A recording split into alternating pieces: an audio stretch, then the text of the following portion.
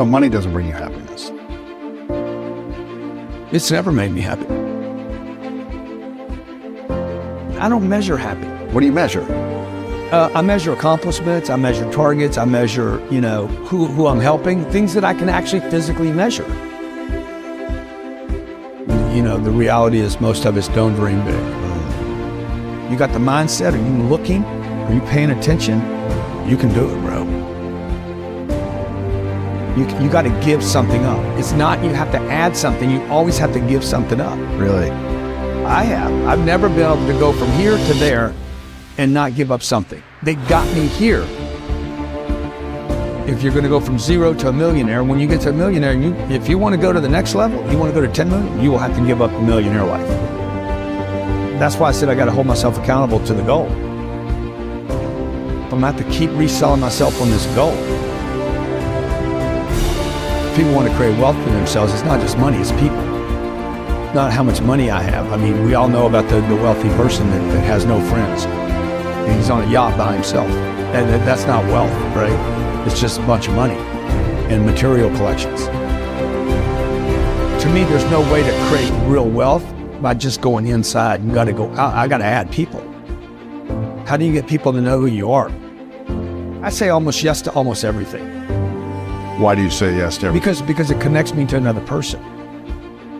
I need people to get to know who I am. I'm going to become somebody. I want to contribute more. I don't think about I want to be more happy. I'm not thinking about joy. I'm not thinking about contentment. I'm thinking about action. I want the action. I want the grind. I want the possibility. I want legacy. I'm trying to figure out how to extend 100 years. How could Grant Cardone still be relevant in 21, 23? Do I want more happiness? Dude, I want more time is what I want. And I want more health. Would time and health bring you more happiness? As long as I have people around me that I want to be around. I don't like being around people that don't do stuff. I don't like people that talk about doing something and don't. I don't like being around people that can't pay bills and can't throw in and can't contribute, because I know they can.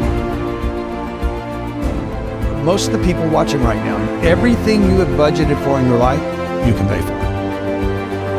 It's the things you didn't budget for, the big dream. But everything else, you got covered. Everything people pay attention to. House note, car note, electric bill, water bill, basics. Everything gets covered. What if you just added a whole bunch of other stuff to the list? What if we were all brought up to say, hey, we're going to cover all this stuff? People will be even more productive. What would you say are the top 3 ways, the best ways to multiply money then? Get rid of it. You got to get rid of it. First, you got to make it. I mean, I got to collect it. I got to collect some.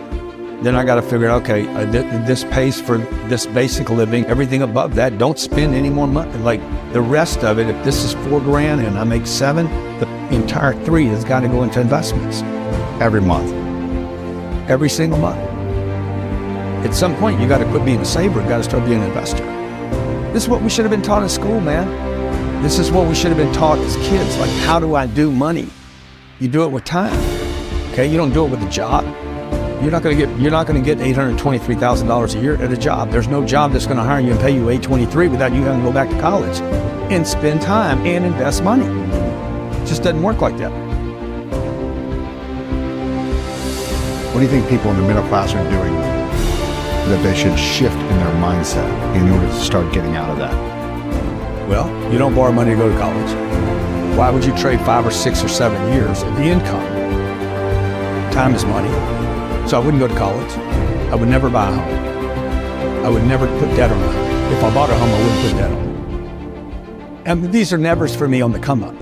On the come up, yeah. On the come up. Once you have the cash. Dude, once you're wealthy and you want to go buy homes and buy yachts and stuff, well, do whatever you want to do.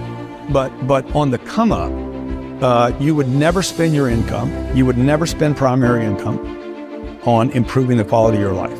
You would only invest And that's what I'm trying to teach my kids.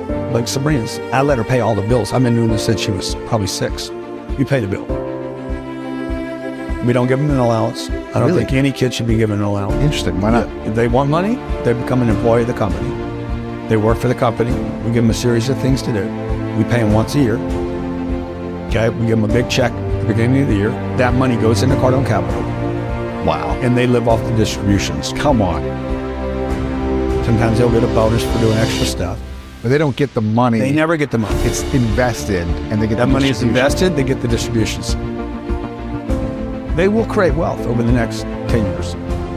But it'll be their own wealth. It's not something I get.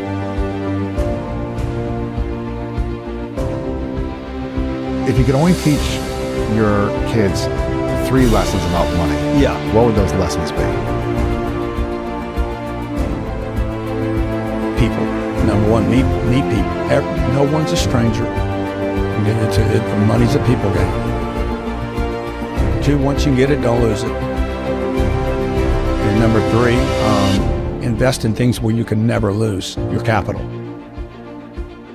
Now, the person watching this, she's a waitress and she's got 2 kids at home. She's like, I'm never gonna make 800. It's because you already gave up on the idea. Like you never said that's the target, and you keep thinking you got to wait tables, and you quit already. How many people are in debt in America?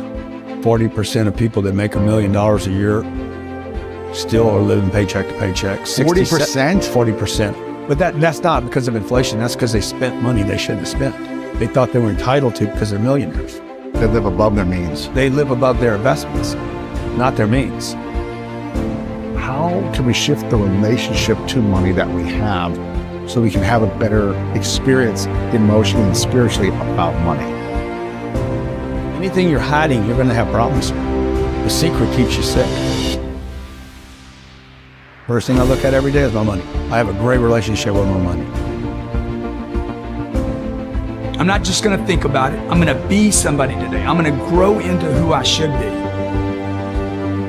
What I've done already is impossible. From where you came from and all these From things. where I came from, I should be dead. I should have been dead 25 years ago. Or in jail. Messed up forever.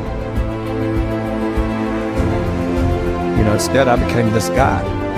And I mean, I'm grateful. And I don't know that I had any breaks. I know when people say, oh, you had luck, I'm like, You grinded, right? I've been grinding. And I'm proud of the grind.